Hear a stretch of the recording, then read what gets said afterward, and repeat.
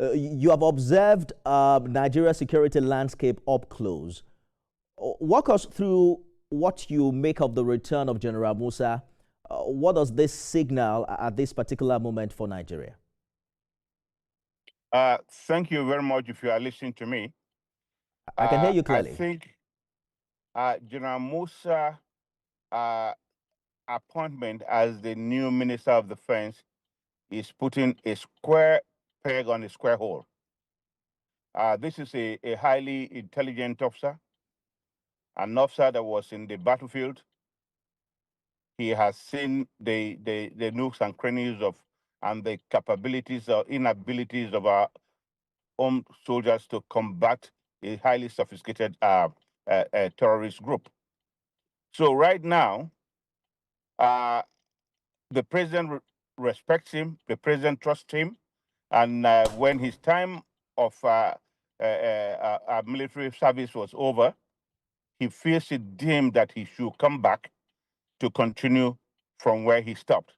And I think that is a very great action taken by the president at this time, because, as you know, the president has declared emergency on security.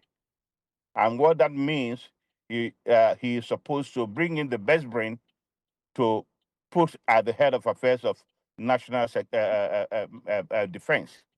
And that's exactly what the president has done. Let's be blunt, Air Vice Marshal. Kidnappings are rising, bandits are expanding. Abuja is not spared. Yesterday, the police made some arrests, quite impressive that those arrests were made before the actual deed was done. But what would you identify as the single biggest failure in our current defense posture that General Musa will now have to correct immediately? Okay, first of all, let me just put you back on the memory lane. Some of us, as very young officers, and I am a fighter pilot, and most of my colleagues, we went out of this country to restore peace in other countries, where the concept of peace enforcement started with ECOMOG. And we, a select, very young group of fighters, pilots, were in that operation. We operated in a very difficult terrain and projected Nigerians' image globally and with a lot of respect. Now, why is it that we cannot do it in our country? You see, the toxic interference of the political class into military operation is what is a big clog on the progress of fighting insurgency in Nigeria. And that is the truth. General Musa has said it several times. You cannot allow politics into the military. The military receives a strategic directive from the commander-in-chief, and we operationalize it.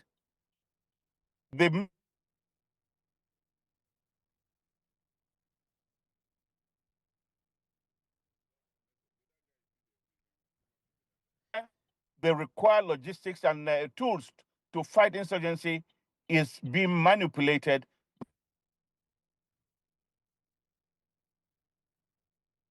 I hope you get me right. Yeah, well, I lost it for a minute. I'm hoping that I can get you clearly. What do you mean precisely by political interference? Who are these politicians interfering? If they listen to their commander-in-chief, are you saying there's another commander whose order is superior to that of Mr. President? No, let me tell you something. The armed forces, whether we like it or not, truthfully, is politicized, because the crisis in Nigeria has some form of coloration that is new to the military.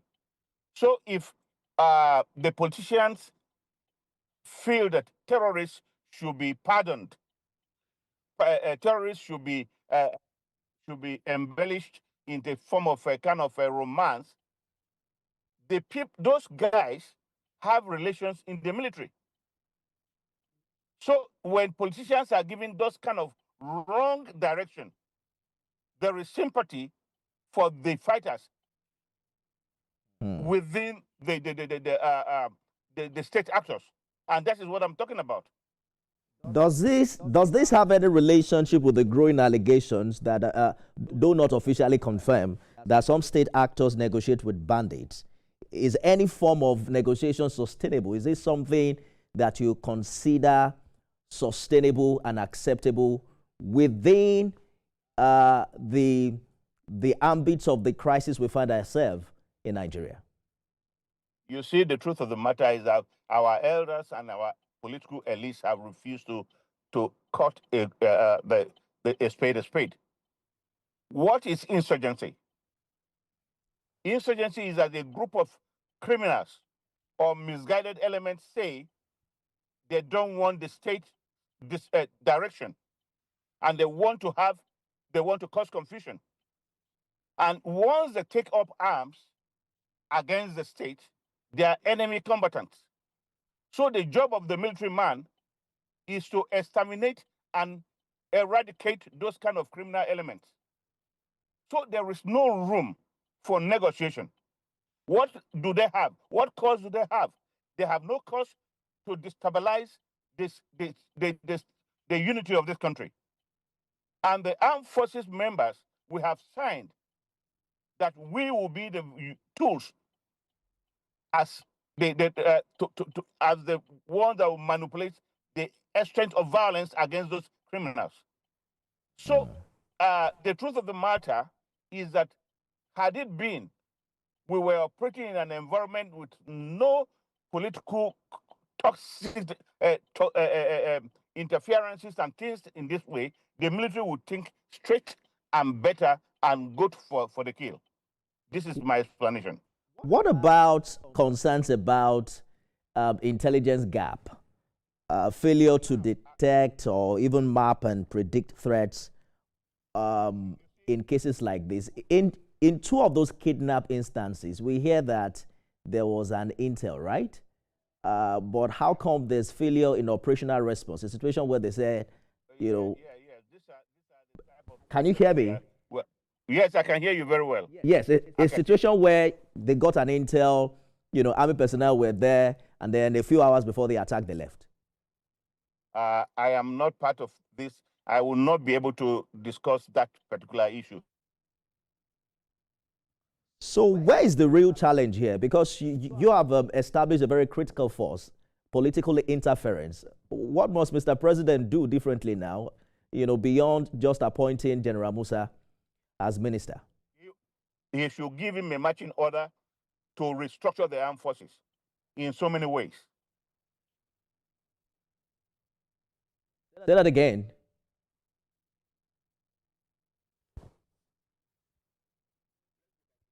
He has an in-depth knowledge of what is happening in the armed forces. It is not long he left. He knows where the failures are. He knows where to empower, and he knows the tools of intelligence gathering. He has to. We are in a third. We are not in the primitive era. It is wrong for soldiers to be fighting blind in this era of technology.